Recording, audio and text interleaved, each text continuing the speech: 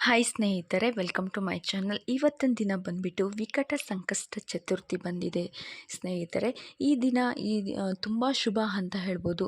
ಯಾವ ಶುಭ ಮುಹೂರ್ತದಲ್ಲಿ ನೀವು ಸಂಕಷ್ಟ ಚತುರ್ಥಿ ಮಾಡಬೇಕು ಮತ್ತು ಸಂಕಷ್ಟ ಚತುರ್ಥಿ ಪೂಜೆ ಯಾವ ರೀತಿ ಮಾಡಬೇಕು ಅನ್ನೋದನ್ನು ಸಂಪೂರ್ಣವಾಗಿ ಈ ವಿಡಿಯೋದಲ್ಲಿ ನಾನು ತಿಳಿಸ್ಕೊಡ್ತೀನಿ ಸ್ನೇಹಿತರೆ. ನಮ್ಮ ಹಿಂದೂ ಕ್ಯಾಲೆಂಡರ್ ಪ್ರಕಾರ ಪ್ರತಿ ವರ್ಷ ಚೈತ್ರ ಮಾಸದ ಕೃಷ್ಣ ಪಕ್ಷದ ಚತುರ್ಥಿ ತಿಥಿಯಂದು ಆಚರಿಸಲಾಗುವ ಸಂಕಷ್ಟ ಚತುರ್ಥಿಯನ್ನು ನಾವು ವಿಕಟ ಸಂಕಷ್ಟ ಚತುರ್ಥಿ ಅಂತ ಕರಿತೀವಿ ಸ್ನೇಹಿತರೆ. ಸೊ ಈ ದಿನದಂದು ವಿಧಿವಿಧಾನಗಳ ಪ್ರಕಾರ ಗಣೇಶನನ್ನು ನೀವು ಪೂಜಿಸೋದ್ರಿಂದ ಗಣೇಶನ ವಿಶೇಷ ಅನುಗ್ರಹವನ್ನು ನೀವು ಪಡೆದುಕೊಳ್ಳಬಹುದು ಮತ್ತು ಸಾಧಕರು ಜೀವನದಲ್ಲಿನ ತೊಂದರೆಗಳಿಂದ ಪರಿಹಾರವನ್ನು ಪಡೆಯುತ್ತಾರೆ ಅಂತ ಕೂಡ ಹೇಳ್ಬೋದು ಸ್ನೇಹಿತರೆ. ಮತ್ತು ಇದರೊಂದಿಗೆ ಕುಟುಂಬದಲ್ಲಿ ಸಂತೋಷ ಸಮೃದ್ಧಿ ಉಂಟಾಗತ್ತೆ.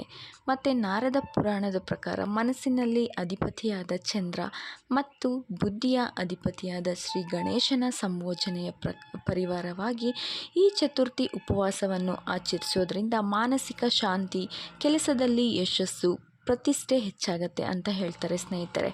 ಸೊ ಈ ದಿನ ನೀವು ಉಪವಾಸ ಮಾಡಿ ಗಣೇಶನ ಆರಾಧನೆ ಮಾಡೋದ್ರಿಂದ ವರ್ಷವಿಡೀ ಸಂತೋಷ, ಸಮೃದ್ಧಿ ಮತ್ತು ಕುಟುಂಬದ ಅಭಿವೃದ್ಧಿಗೆ ಸಹಾಯ ಮಾಡುತ್ತೆ ಅಂತ ಹೇಳ್ತಾರೆ ಸ್ನೇಹಿತರೆ. ಸೊ ಗಣೇಶ ಚತುರ್ಥಿ ಉಪವಾಸ ವ್ರತವನ್ನು ಬಹಳ ಮುಖ್ಯವೆಂದು ನಾವು ಹೇಳ್ತೇವೆ ಇಲ್ಲಿ. ಮತ್ತು ಸಂಕಷ್ಟ ಚತುರ್ಥಿಯ ದಿನವನ್ನು ಗಣೇಶನನ್ನು ಪೂಜಿಸೋದ್ರಿಂದ ಎಲ್ಲ ತೊಂದರೆಗಳಿಂದ ಮುಕ್ತಿ ಸಿಗತ್ತೆ ಅನ್ನೋ ನಂಬಿಕೆ ಕೂಡ ಇದೆ ಸ್ನೇಹಿತರೆ. ಅಷ್ಟೇ ಅಲ್ಲದೆ ಗಣೇಶನು ತನ್ನ ಭಕ್ತರ ಎಲ್ಲ ಇಷ್ಟಾರ್ಥಗಳನ್ನು ಈಡೇರಿಸ್ತಾನೆ. ಈ ದಿನ ಚಂದ್ರನನ್ನು ಪೂಜಿಸುವ ಸಂಪ್ರದಾಯವೂ ಕೂಡ ಇದೆ. ಸೊ ಚಂದ್ರನನ್ನು ಪೂಜಿಸೋದ್ರಿಂದ ಚಂದ್ರದೋಷ ನಿವಾರಣೆ ಆಗುತ್ತೆ ಮತ್ತು ಮಾನಸಿಕವಾಗಿ ನೆಮ್ಮದಿ ಕೂಡ ದೊರೆಯುತ್ತೆ ಅಂತ ಹೇಳ್ತಾರೆ ಸ್ನೇಹಿತರೆ. ಇನ್ನು ವಿಕಟ ಸಂಕಷ್ಟ ಚತುರ್ಥಿ ದಿನಾಂಕ ಬಂದುಬಿಟ್ಟು ಏಪ್ರಿಲ್ 27ರಂದು ಶನಿವಾರ, ವೈಶಾಖ ಮಾಸದ ಕೃಷ್ಣ ಪಕ್ಷದ ಚತುರ್ಥಿ ತಿಥಿ ಪ್ರಾರಂಭ ಏಪ್ರಿಲ್ 27ರಂದು ಬೆಳಿಗ್ಗೆ 8:20ರಿಂದ, ವೈಶಾಖ ಮಾಸದ ಕೃಷ್ಣ ಪಕ್ಷದ ಚತುರ್ಥಿ ತಿಥಿ ಮುಕ್ತಾಯ ಆಗೋದು ಏಪ್ರಿಲ್ 28ರಂದು ಬೆಳಿಗ್ಗೆ 8:00ವರೆಗೆ. ಸೊ ಚಂದ್ರೋದಯ ಸಮಯ ಬಂದುಬಿಟ್ಟು ಏಪ್ರಿಲ್ 27ರಂದು ರಾತ್ರಿ 10:30ಕ್ಕೆ ಚಂದ್ರೋದಯ ಸಮಯ ಪೂರ್ತಿ ಆಗುತ್ತೆ.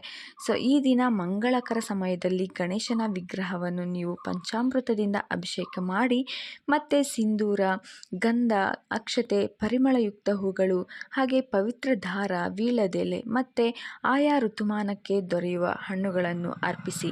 ನೀವು ಪೂಜೆ ಸಮಯದಲ್ಲಿ ಗಣಪತಿಯ ವಿಗ್ರಹವಿಲ್ಲದಿದ್ದರೆ ಇಡೀ ವೀಳ್ಯದೆಲೆಯನ್ನು ಗಣಪತಿ ಎಂದು ಪರಿಗಣಿಸಿ ಅದನ್ನು ಪೂಜಿಸಬಹುದು. ನಂತರ ಗಣೇಶನಿಗೆ ದುರ್ವ ಹುಲ್ಲನ್ನು ಅರ್ಪಿಸಿ ಮೋದಕವನ್ನು ಪ್ರಸಾದವಾಗಿ ಅರ್ಪಿಸಿ ಕೂಡ ನೀವು ದೀಪ ಮತ್ತು ಧೂಪದಿಂದ ಆರತಿಯನ್ನು ಮಾಡಬಹುದು.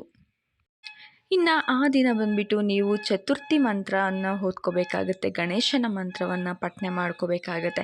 ಆ ಮಂತ್ರಗಳು ಯಾವಪ್ಪ ಅಂತ ಹೇಳಿದ್ರೆ, ಶ್ರೀ ಗಣೇಶಾಯ ನಮಃ, ಓಂ ಗಣಪತಯೇ ನಮಃ, ಓಂ ವಕ್ರತುಂಡ ಮಹಾಕಾಯ ಸೂರ್ಯಕೋಟಿ ಸಮಪ್ರಭ ನಿರ್ವಿಘ್ನಂ ಕುರುವೆ ದೇವ ಕಾರ್ಯೇಷು ಸರ್ವದಾ, ಓಂ ನಮೋ ಹೇರಂಬ ಮದಮೋಹಿತ ಮಮ ಸಂಕಟಾನ್ ನಿವಾರಾಯ ಸ್ವಾಹ, ಓಂ ಏಕದಂತಾಯ ವಿದ್ಮಹೇ ವಕ್ರತುಂಡಾಯ ಧೀಮಹಿ ತನ್ನೋ ದಂತಿ ಪ್ರಚೋದಯಾತ್.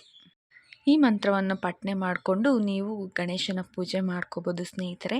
ಹಾಗೆ ವಿಕಟ ಸಂಕಷ್ಟ ಚತುರ್ಥಿಯ ಸಮಯದಲ್ಲಿ ನೀವು ಯಾವುದೇ ಕಾರಣಕ್ಕಾಗಲಿ ನೀಲಿ ಅಥವಾ ಕಪ್ಪು ಬಣ್ಣದ ಬಟ್ಟೆಗಳನ್ನು ಹಾಕ್ಕೋಬಾರ್ದು.